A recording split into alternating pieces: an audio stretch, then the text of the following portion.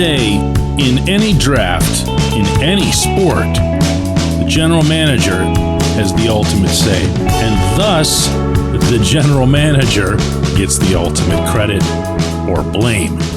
But when it came to Konnor Griffin, when it came to Seth Hernandez, the Pirates passed 2 first-round picks, both of them touted around the industry. The credit that I was hearing went to Justin Horowitz. Good morning to you. Good Monday morning. I'm Dejan Kovacevic of DK Pittsburgh Sports. This is Daily Shot of Pirates. It comes your way bright and early every weekday. If you're into football and or hockey, I also offer daily shots of Steelers and Penguins in the same place that you found this. Horowitz was promoted really, to be an assistant general manager with the Nationals after 2 years as scouting director in Pittsburgh. That's a pretty impressive rocketing under any circumstance. He's a young dude, but he also made quite an impression. That's how things go. The baseball industry is insular. It's all-knowing. Everybody's aware of what the other one's doing, and there's no way there wasn't going to be a whole lot of questioning being done about who was it that got that hitter in Pittsburgh. Not to mention who got him at number 9 overall. Now, granted, 8 other teams have to make a mistake for the young man to be available at 9, but somebody still has to be able to see through the smoke that gets created in such a setting. In other words, you start having your doubts. Hey, hang on a second. Why is nobody taking him when we can all see that he can hit? What's the fatal flaw here? What are we missing? You have to have some real conviction. Between this pick and then Seth Hernandez this past summer, the pitcher, the perception in general, and by the way, the perception from the very top of the inside of the organization has changed quite a bit. The view of the drafts internally from way above had not been rosy, to say the least. That changed. Here again, before I continue, I'm going to make this point once more, but with emphasis. We don't know, can't know who was principally responsible for the drafting of Griffin. And again, at the end of the day, the credit/blame goes to the GM. That's just life. But there does have to be, in this specific process, an individual who's really doing the cooking. And by every accounting, that individual, the chef, if you will, was Horowitz. Well, Horowitz is now gone. Horowitz's principal skill, number 1, at the very top, was as a talent evaluator. If you've listened to what I've been saying about the Pirates and Ben Cherington in particular over the past few months, I'd like to think it hasn't all just been screeching and ranting. My number 1 criticism of Cherington has also been, not coincidentally, my number 1 wish for whoever would be his replacement, and that would be someone who can be a talent evaluator. You don't have to look at Cherington's rosters to see that he doesn't have a talent evaluating bone in his body. All you have to do is listen to him talk and listen to the way that he differs on these things. Now, on one hand, it's always nice whenever you're the guy who's giving credit out and making sure that certain names get mentioned, and he'll do that on occasion. But when he says things like, and you've heard this now multiple times from him, if you can still summon the strength to stay in tune with him, that as of the past couple of years, we have changed the way we're evaluating hitting. He has said that on multiple occasions in almost exactly those words, and he has said it on his team-produced weekly radio show in season. He has never elaborated on what that means. He's never elaborated on what magical discovery the Pirates might have come up with to separate horrendous hitting evaluation from being able to correctly identify Griffin. But the timeline's identical, meaning that's when Horowitz came in. It was exactly 2 years ago. It was November 2023.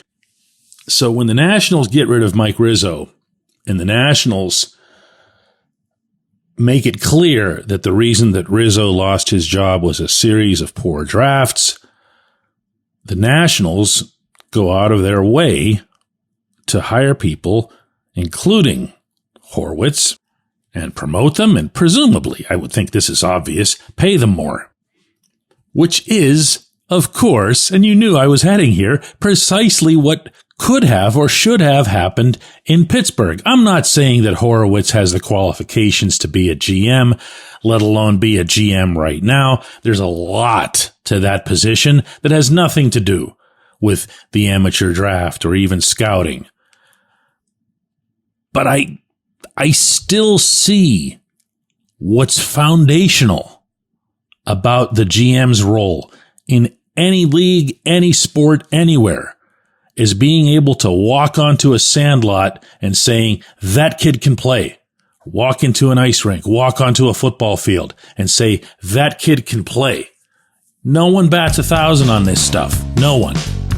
But you gotta be able to hit more than you miss. And you can't, absolutely can't, have no clue about it. And then lose one of the people who did have a clue. When we come back, J1Q.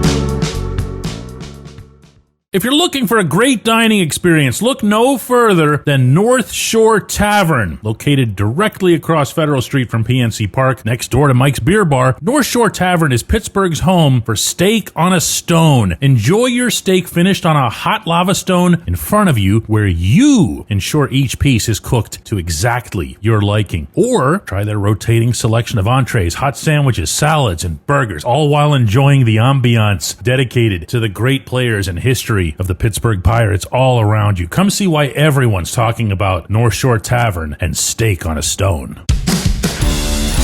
It's Gun Storage Check Week. Help prevent unwanted access to your firearms. No one wants their unsecured gun to be used in an accident, a suicide, or a crime. Use lockboxes, safes, and locks to secure your firearms. Learn more at gunstoragechek.org. That's gunstoragechek.org. Brought to you by NSSF, the Firearm Industry Trade Association.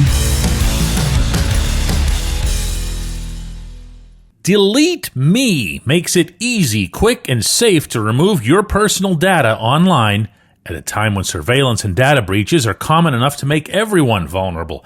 Data brokers can compile your name, contact info, social security number, home address, even information about your family members, and they can sell it online.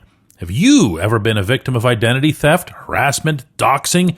If you haven't, you probably know someone who has. Delete Me can help. Take control of your data and keep your private life private by signing up for Delete Me. Our listeners get a special discount. Get 20% off your Delete Me plan when you go to joindeleteme.com/hit. Use promo code HIT at checkout. That's HIT. The only way to get 20% off is to go to joindeleteme.com/hit and enter HIT at checkout. That's joindeleteme.com/hit, code HIT.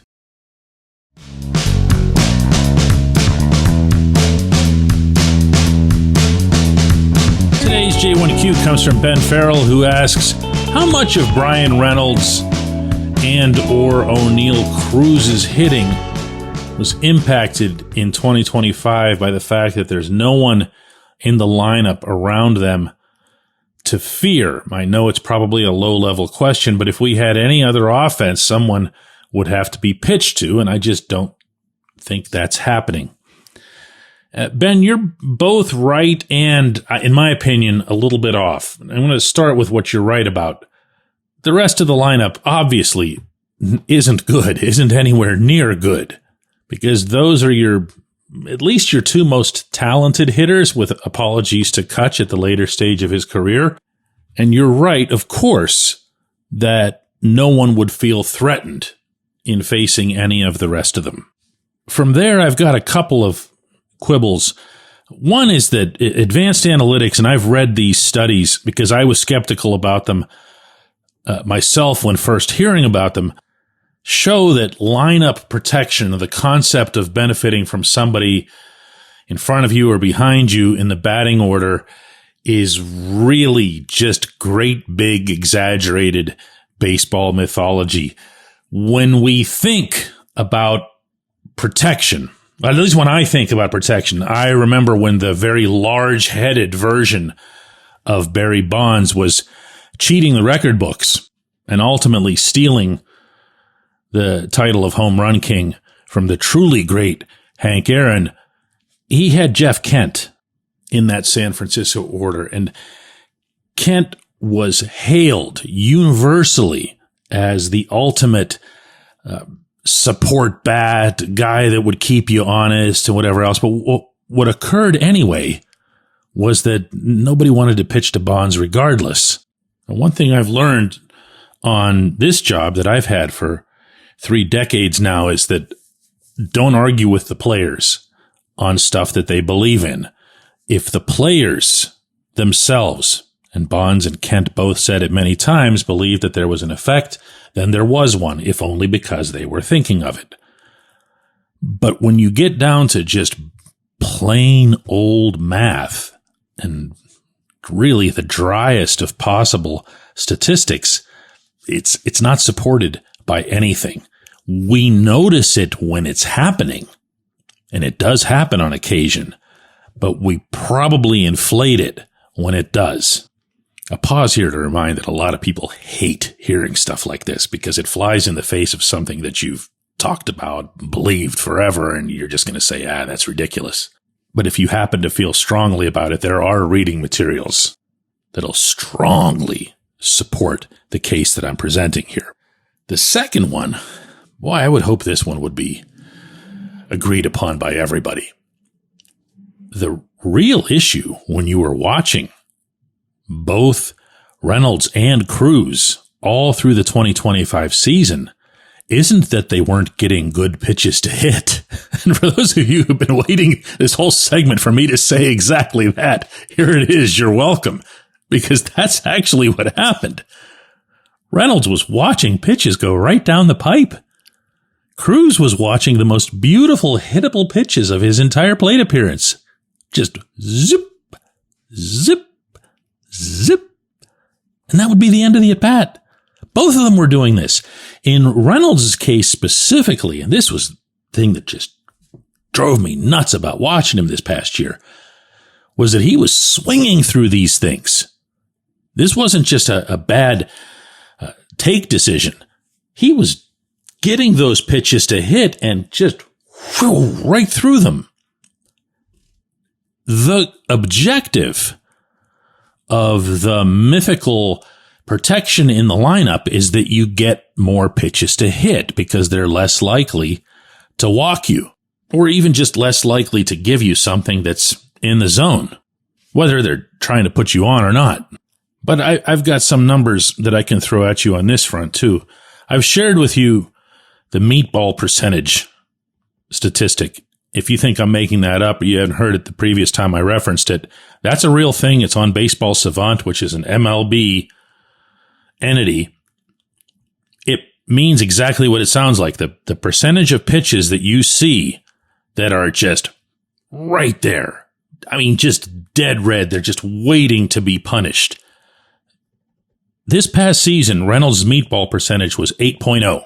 It was the second highest such percentage of his entire career, and it was a lot higher than the 6.4% from the previous year. So if anything, Reynolds was seeing more pitches to hit than really ever at any point, while at the same time, his meatball swing percentage, also a real thing, was 85.6, which was markedly lower than his career norm, meaning he watched way too many of them go by. You get the idea here. If you want further context on this, the average in baseball, like across baseball, for getting meatballs, you can call them mistake pitches, whatever it is that you want, was 7.3. Reynolds was at 8.0. He was seeing way more. So nobody in this lineup was dissuading any pitcher from firing away at Reynolds. I've got Cruz's numbers too. They're not as stark, but I'll read them to you anyway. In 2025, his meatball percentage was 5.9%, which is a lot lower than Reynolds. So they did not want Cruz to have anything that he could hammer for the obvious reason, I would imagine, that he could hammer it about 600 feet if he's in the mood. His meatball swing percentage was down 70.6. That's 13 points lower than Reynolds, which goes to what I was saying earlier, which is that he would just watch these things go by. Again, that has nothing to do with Nick Gonzalez hitting around them, Spencer Horowitz hitting around them, Andrew McCutcheon hitting around them. Nothing. Zero. I appreciate the question. Really good one. I appreciate everybody who listens to Daily Shot of Pirates. We'll be back with another one of these tomorrow.